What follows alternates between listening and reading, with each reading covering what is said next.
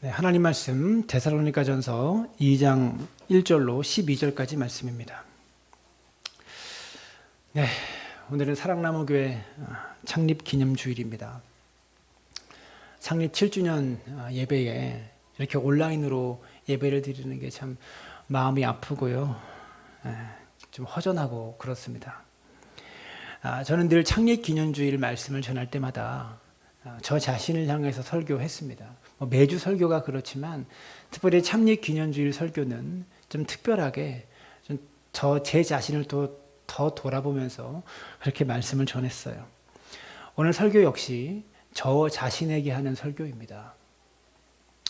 7년 전에 사랑나무 교회를 개척하고 7년 동안 목회해 오면서 최선을 다했습니다.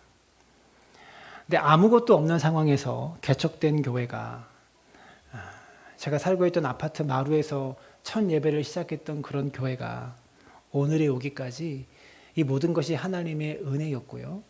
또 교회를 세우고 여기까지 달려오기까지 우리 성도님들의 수고와 헌신과 함께함이 있었기 때문에 그 7년의 세월을 버틸 수 있었던 것 같습니다. 7년을 목회하면서 저 개인적으로도 또 우리 교회적으로도 하나님께 받은 은혜가 참 많습니다. 하나님께서 우리 사랑나무 교회에 많은 열매들을 주셨습니다. 그 열매가 무엇일까요? 바로 우리 성도 한 사람 한 사람이죠. 귀한 열매들을 주셨어요. 그런데 사역에 있어서 하나님 사역에 있어서 열매보다 더 중요한 게 있습니다. 열매가 많냐 적냐 이것보다 더 중요한 게 있다는 거죠. 목회의 척박한 현실 속에서 열매를 맺는다는 것, 뭔가 교회를 이루어간다는 것 아름다운 것입니다. 그런데 열매보다 더 중요한 게 있다는 거죠. 사무엘상 16장 7절을 보시면 이렇게 말합니다. 내가 보는 것은 사람과 같지 아니하니 사람은 외모를 보거니와 나 여호와는 중심을 보느니라. 이 말씀이 무슨 뜻입니까? 주님이 우리의 마음속을 꿰뚫어 보신다는 의미예요. 주님이 사람은요 겉모습만 보지만 사람은 교회의 겉모습만 보고 사람은 사람의 외모만 보지만 하나님은 중심을 꿰뚫어 보신다는 거죠. 그러니까 눈에 보이는 가시적인 열매가 분명히 있는데 그런데 가시적인 열매보다 더 중요한 게 있다는 거예요. 눈에 보이는 열매도 있지만 눈에 보이는 열매보다 더 중요한 게 있는데요. 그 열매를 만들어가는 그 사람의 마음속에 무엇이 있는가? 이게 중요하다는 거죠. 다시 말씀드립니다. 눈에 보이는 열매보다 더 중요한 것은 열매를 만드는 그 사람의 마음에 무엇이 있는가? 주님은 이걸 보신다는 거예요. 사람은 외모를 보지만 주님은 마음의 중심을 보시기 때문에 우리가 보기에는 열매가 중요하고 열매가 많으면 참 위대해 보이지만 그 열매를 만들어가는 사람의 마음속에 무엇이 있는가가 제일 중요하다는 거죠. 동일한 것을 보고 있지만 하나님이 보시는 것과 우리가 보는 것은 다릅니다. 여러분 비행기 타보셨습니까? 비행기를 타고 여행을 가다 보면요 반드시 공항에서 통과해야 될 곳이 있어요. 그게 어디입니까? 바로 공항 검색대입니다. 검색대에 가방을 올려놓고 스캔을 해야 돼요. 이렇게 가방을 줄 세워놓고 검사를 기다리고 있는 거죠. 우리 눈에는요 가방의 겉모양만 보입니다. 비싼 가방, 좀 값어치가 없는 가방, 이 가방에 많이 들었네, 적게 들었네 이 정도밖에 안 보이죠. 이 검색대를 지나는 가방 중에 여러 가지 모양의 가방이 있고 외제 가방도 있고요. 국산 가방도 있고요. 저렴한 가방도 있을 거예요. 우리는 다 가방의 겉모습만 보고 있다고요. 그런데 똑같은 가방을 보고 있지만 검색 요원들은요. 우리와 다른 것을 봅니다. 무엇을 볼까요? 바로 이것을 보고 있습니다. 똑같은 가방을 보고 있는데 우리는 가방의 겉모습을 보지만 공항 검색대원들은요. 가방의 속을 보고 있다고요. 우리 눈에 보이는 것과 이분들 눈에 보이는 것이 완전히 다릅니다. 가방 속을 환하게 보고 있죠. 그래서 통과시켜도 되는 물건들은 통과시키지만 통과되면 안 되는 물건은 기가 막히게 찾아냅니다. 왜? 속을 다 보고 있기 때문에. 아무리 숨기고 싶어서 겹겹이 포장을 해가지고요, 숨겨보려고 해도 삑삑 소리와 함께 다 드러나게 되어 있어요. 여러분, 하나님이 바로 이와 같이 우리의 속을 보고 있다고요. 우리의 마음속 깊은 곳을 하나님이 보고 있다는 거죠. 우리가 보고 있는 것은요, 멋지게 포장된 사역의 결과물들입니다. 아주 예쁘게 포장할 수 있죠. 그리고 자신의 속마음은 꽁꽁 숨길 수 있습니다. 겸손해 보이는 제스처와 겸손해 보이는 말투로 얼마든지 속마음을 숨길 수 있는 게 사람이에요. 특히 이런 걸 제일 잘하는 게 목회자들입니다. 다 하나님의 은혜입니다. 하나님이 함께 하셨기 때문입니다. 그런데 그 마음속 깊은 곳에 꽁꽁 숨겨져 있는 또 다른 교만이 하나님에겐 보인다고요. 그 속에 감춰져 있는 은밀한 마음들을 하나님은 다 보고 계시다라는 거죠. 다윗은 시편 139편에서 이렇게 말합니다. 여호와여, 주께서 나를 감찰하시고 아셨나이다. 주께서 나의 앉고 일어섬을 아시며 멀리서도 나의 생각을 통촉하시오며 나의 길과 눕는 것을 감찰하시며 나의 모든 행위를 익히 아시오니 여호와여, 내 혀의 말을 알지 못하시는 것이 하나도 없으시니이다. 하나님이요, 우리를 감찰하신대요. 다 보고 있대요. 앉고 일어섬을 아시고 생각도 하나님이 통촉하신대요.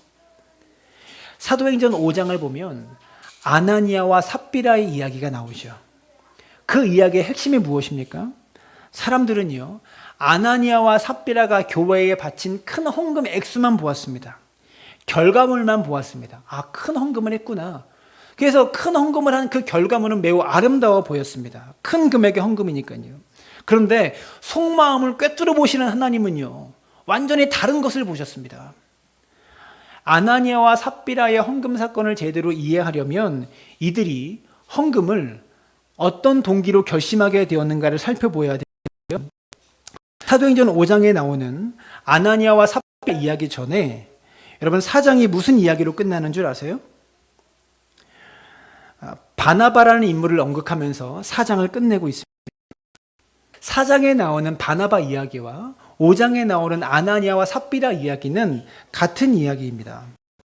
바나바가 등장하기 전에도 초대교회 성도들은 를 팔아 하나님의 교회 사도들의 발 앞에 헌금하는 모습을 보여줬어요. 사도행전의 스토리가 그렇게 진행되고 있었어요. 바나바가 등장하기 전에도 초대교회 구성원들이 자기 소유를 사도들의 발 앞에 가져다 둔 거예요. 바나바가 등장하기 전까지 아나니아와 삽비라 부부는 헌금하지 않았습니다. 근데 갑자기 한 인물이 상 후반부에 등장하는데 성경이 모사합니다. 4장 36절에 37절에 이렇게 말하죠. 구브로에서 난 레위족이 있으니 이름은 요셉이라. 사도들이 일컬어 바나바, 번역하면 권위자라 하니 그가 밭이 있음에 팔아 갚고 사도들의 발 앞에 두니라. 여기서 바나바가 팔았던 밭이 헬라어로 그로스라고 말하는데요. 이 말의 뜻은 큰 땅이라는 뜻입니다. 바나바가 사도들의 앞에 밭을 팔아 헌금을 두었는데요. 엄청나게 큰 땅을 팔아가지고 교회에 헌금한 거예요. 지금까지 성도들이 했던 다른 헌금이 교회에 들어온 거죠. 엄청나게 큰 그 땅값을 사도들의 발 앞에 바나바가 갖다 둔 겁니다. 여러분, 가난했던 초대교회에 이 큰 헌금이 얼마나 되었겠어요? 아시다시피 교회는 소문이 빠른 곳입니다. 교회에 소문이 들었습니다. 여기저기서 사람들이 바나바에 대해서 이야기를 하기 시작합니다. 아, 착한 사람이네. 성령과 지혜가 충만한 사람. 이렇게 큰 헌금까지 우리 교회에 하다니 우리에게 참 위로를 주는 그런 사람이네. 사람들이 바나바를 자꾸 외치는 거예요. 칭찬하는 거예요. 그래서 원래 본명이 요셉이었던 사람이 별명이 바나바가 되어서 권위자라는 별명을 얻게 됐어요. 큰 헌금을 하고 나서 단번에 초대교회의 권위자가 되죠. 사람들이 여기저기서 바나바를 외칩니다. 칭찬합니다. 초대교회 아주 중요한 인물로 바나바가 급부상해버린 거예요. 큰 헌금을 통해서. 바로 이 일이 있은 후에 아나니아와 삽비라 이야기, 아나니아와 삽비라의 헌금이 사도행전 5장에 등장하는 거죠. 요셉이 바나바라는 별명을 얻고 초대교회에서 권위자로 갑자기 부양하는 것을 보더니 그날 밤 아나니아와 삽비라 부부가 침대에서 이야기하기 시작하는 겁니다. 우리도 헌금 좀 할까? 우리도 땅 좀 팔아볼까? 그래서 교회에서 인정 좀 받아볼까? 감이 오십니까? 아나니아와 삽비라는 하나님을 위해 헌금한 것이 아닙니다. 그러면 땅을 판 땅값의 일부를 감출 이유도 없고요. 거짓말할 필요도 없습니다. 애초에 아나니아와 삽비라 헌금한 기는 하나님을 사랑해서 한 게 아니에요. 바나바가 얻고 있는 영광과 칭송이 부러웠기 때문에 헌금하려고 했던 거죠. 하나님이 아니라 사람을 의식했던 헌금이었다라는 거예요. 그런데 다 바칠 생각을 하니까 너무 아까웠던 거죠. 그래서 돈의 일부를 숨기고 거짓말을 합니다. 실제보다 부풀려서 이야기했다라는 거죠. 더 부풀려야 내가 더 권위 있는 사람이 되니까, 더 하나님 말씀에 순종하고 교회를 위해 헌신하는 사람으로 자기가 비춰줄 수 있기 때문에 부풀리는 거죠. 그래서 성경이 말합니다. 너희 마음속에 탐심이 가득하다. 여러분, 칭송받기 원하는 그 마음이 문제가 되었던 거예요. 디모데전서 6장 5절을 보시면 마음이 부패하여지고 진리를 잃어버려 경건을 이익의 방도로 생각하는 자들의 다툼이 일어나느니라. 경건을 이익의 방도로 생각하는 사람들이 있다고 말하는데 아나니아와 삽비라가 바로 그런 사람들인 것을 하나님께서 그 마음을 꿰뚫어 보시고 베드로를 통해 이렇게 말씀하십니다. 아나니아야, 어찌하여 사탄이 내 마음속에 가득하느냐? 삽비라에게도 말하죠. 어찌하여 함께 꾀하여 주의 영을 시험하느냐? 그래서 아나니아와 삽비라가 죽어요. 하나님의 진노로 죽어요. 무서운 이야기입니다. 우리는 사역의 열매를 원하지만, 눈에 보이는 열매를 원하지만 하나님은요, 열매 맺기 위해서 일하고 있는 우리의 속마음을 보신다는 거죠. 하나님은 저와 여러분의 마음속을 보고 계십니다. 본격적으로 사도 바울에 대한 이야기를 해보겠습니다. 분명히 바울은 데살로니가 교회 사역에서 큰 열매가 있었습니다. 우리는 큰 열매가 있었다는 걸 알고 있죠. 그럼 바울은 어떠한 동기를 가지고 어떠한 마음으로 데살로니가 교회에서 사역했을까? 오늘 본문이 중요한 이유는 바울이 나는 이 마음으로, 이런 동기로, 이러한 자세로 사역했다라고 밝히는 부분이기 때문에 오늘 본문이 중요한 거예요. 누군가는 물을 수 있습니다. 바울도 사람인데 얼마든지 포장할 수 있는 거 아니냐? 맞습니다. 바울도 포장할 수 있죠. 근데 바울의 고백을 잘 보면 바울이 이렇게 기록해요. 2장 4절을 보시면 오직 우리 마음을 감찰하시는 하나님을 기쁘시게 하려 함이라. 우리 마음을 감찰하시는 하나님이라는 표현이 나오죠. 바울은 지금 이 글을 쓰면서 자신의 마음을 감찰하고 있는 하나님을 의식하면서 지금 말하고 있는 거예요. 이해가 되세요? 하나님이 내 마음을 감찰하시고 내 속을 살피고 계신데 나는 거짓으로 이야기할 수 없고 거짓으로 포장할 수 없습니다 라고 말하고 있는 거예요. 5절 후반부에는 이렇게 말하죠. 하나님이 증언하시느니라. 하나님이 증언하신대요. 내가 하는 말을 하나님이 증언하신다.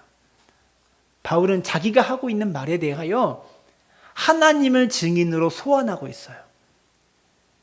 지금부터 하는 말은 내 마음을 감찰하고 내 중심을 보고 있는 하나님 앞에서 하는 이야기이고 나는 하나님을 증인으로도 부를 수 있다.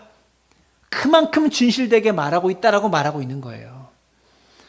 아까 공항 검색대 이야기로 돌아가서 나는 내 가방 속을 다 들여다보고 있는 공항 검색대 직원을 옆에다 두고 가방 안에는 이러이러한 것이 있다라고 있다라는 말입니다.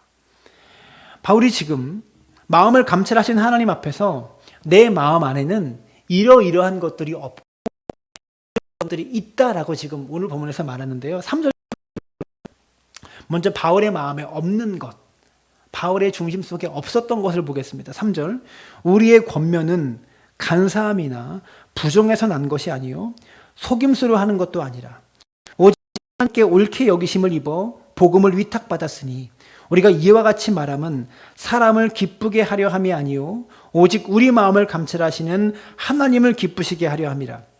너희도 알거니와 아첨하는 말이나 탐심의 탈을 쓰지 아니할 것을 하나님이 증언하시느니라.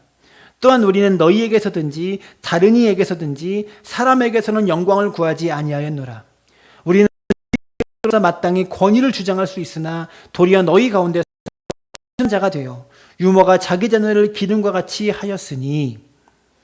3절부터 7절까지 내용을 제가 정리했습니다. 이렇게 정리했습니다. 사도 바울의 마음에 없었던 것들, 바울의 마음에 없는 거 보여드릴게요. 간사함, 부정, 속임수, 사람을 기쁘게 하려는 마음, 아첨하는 말, 탐심의 탈, 가면, 사람의 영광을 구하는 마음, 권위를 내세우는 것, 이것들이 당당하게 하나님 앞에서 내 마음을 감찰하신 하나님 앞에서 말하건대 난 이게 없었다, 이 마음으로 사역하지 않았다, 이렇게 말하고 있는 거예요. 여러분, 대단한 이야기입니다. 아무리 꽁꽁 감추려고 감춰도 하나님 앞에는 우리의 마음이 다 드러나게 되어 있는데 바울은 당당히 말합니다. 하나님이 증인이신데 내 마음 안에 이런 거 없었다, 사역하는 동안 이 마음으로 하지 않았다. 바울의 마음에 없었던 것이 이거 한 가지에 대해서 제가 설교할 수 있지만 오늘 그런 설교가 아니고요. 바울의 마음에 없었다는 저것들이 혹시 나에게 있지 않나? 목회자 바울에게 없었던 저 마음이 나에게는 있는데 라는 마음으로 말씀을 좀 살펴보았으면 좋겠어요. 우리 마음이 하나님의 검색대를 지나간다면 아무리 꽁꽁 숨겨도 감출 수 없는 하나님 앞에 우리의 마음이 스캔된다면 우리의 마음속에 저것들이 있다고, 탐심이 있다고, 거짓이 있다고 삑삑 소리를 내면서 못 지나갑니다. 심판대 앞에서 하나님이 그렇게 말씀하실 텐데 두렵잖아요. 겁이 납니다. 이 가운데 아까 사진 이 가운데 우리 마음속에 있는 게 분명히 있겠죠.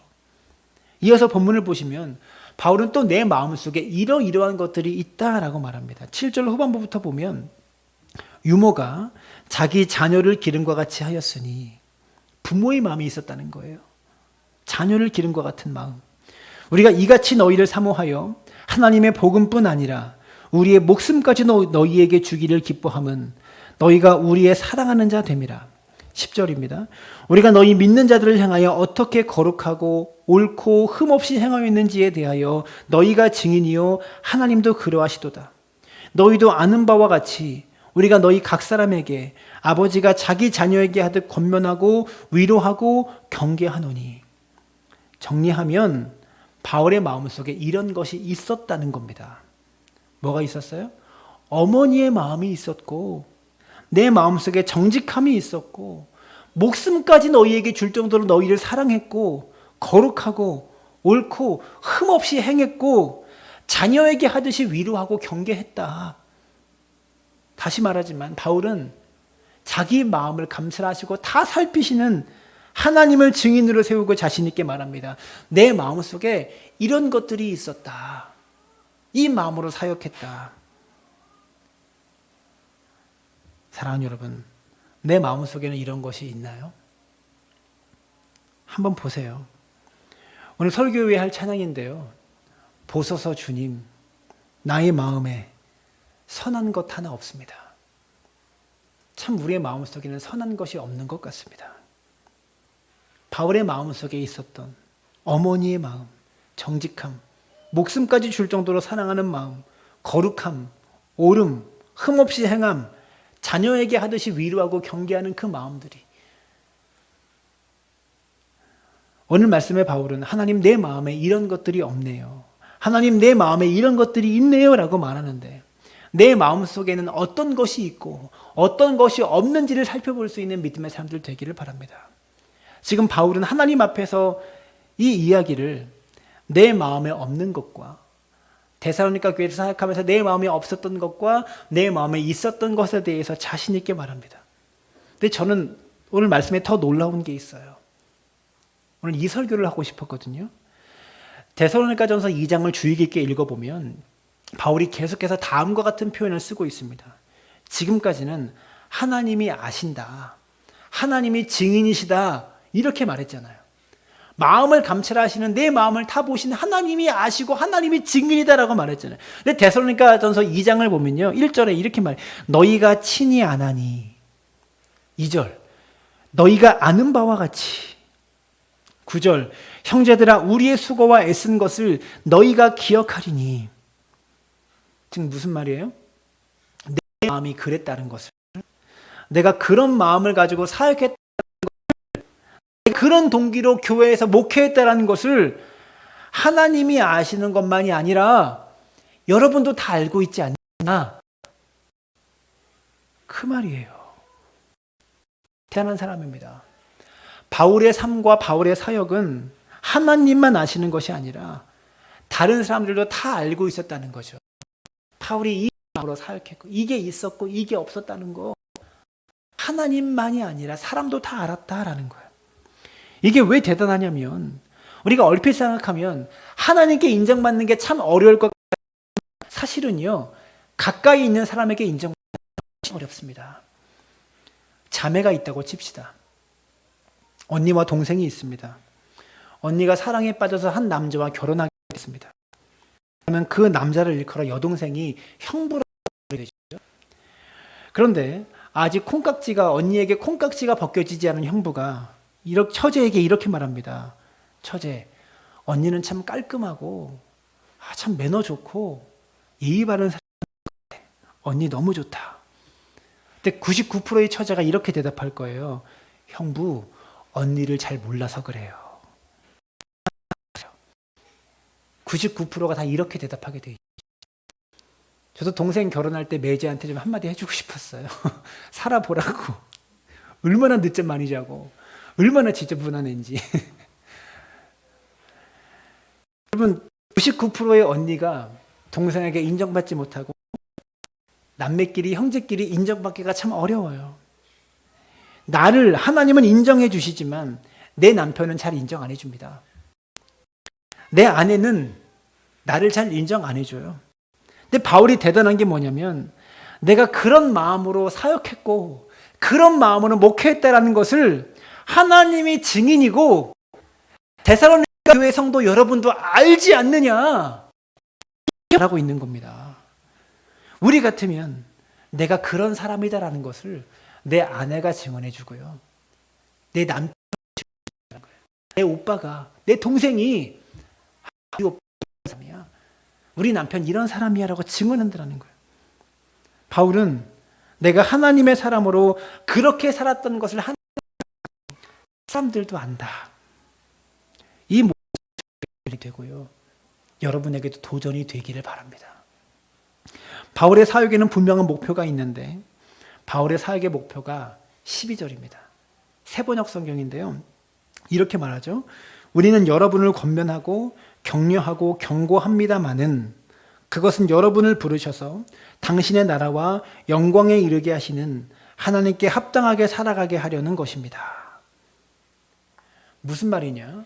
바울의 사역에는 분명한 목표가 있는데 데살로니가 교회 성도들의 삶이 하나님의 나라와 영광에 들어갈 만한 합당한 삶이 되게 하는 것, 이게 바울의 목표였습니다. 합당한 삶이 되게 하는 것.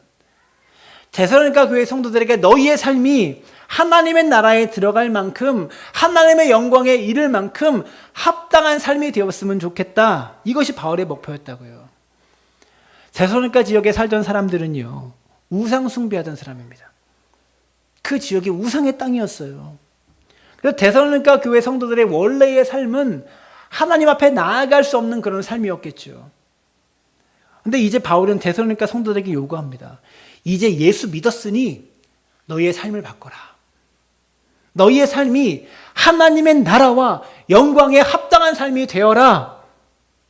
여러분, 이 목표가 데살로니가 교회 성도들만을 향한 목표가 아닐 겁니다. 우리 모두를 향한 목표인 거죠. 우리 신앙생활의 목표가 뭔지 아세요? 예수 왜 믿는 줄 아세요? 천국 가려고 믿는다고요? 아니에요. 예수는 천국 가려고 믿는 게 아니에요. 신앙생활은요, 천국 가려고 하는 게 아니에요. 천국에 들어가는 것, 그것은 신앙생활의 결과로, 믿음의 결과로 들어가는 거예요. 베드로전서 1장 9절을 보면 뭐라고 말해요? 믿음의 결국 곧 영혼의 구원을 받음이라. 자막 보여주세요. 믿음의 결국 곧 영혼의 구원을 받음이라. 즉 믿음의 결국, 믿음의 결과로 구원을 받는 거예요. 그래서 구원은 믿음의 결과로 가는 거예요. 믿음이라는 신앙생활이라는 결과로 구원을 얻게 된다는 거죠. 그래서 구원은 목표가 아니고요, 결과예요.